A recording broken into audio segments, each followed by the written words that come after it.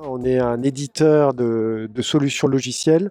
qui permet aux créateurs de podcasts d'héberger, distribuer, promouvoir et monétiser leur création. Et en fait, à partir de cette base technologique, on a en plus développé une activité de régie publicitaire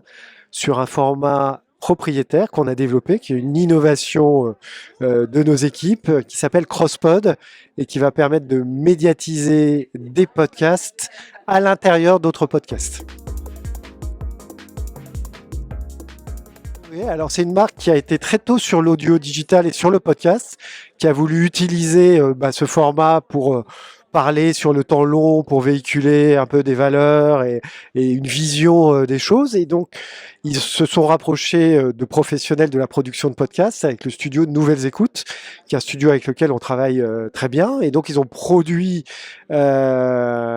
un podcast, enfin plusieurs saisons de leur podcast Point de Suspension avec Nouvelles Écoutes. Et assez naturellement, Nouvelles Écoutes, connaissant la solution CrossPod, voyant l'impact que ça peut avoir en termes d'audience, en termes d'amplification pour un podcast de marque,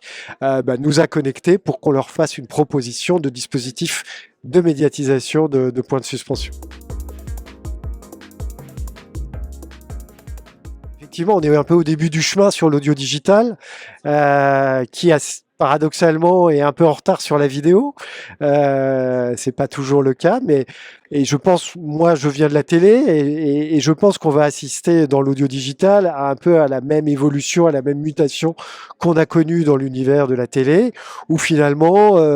le tout broadcast va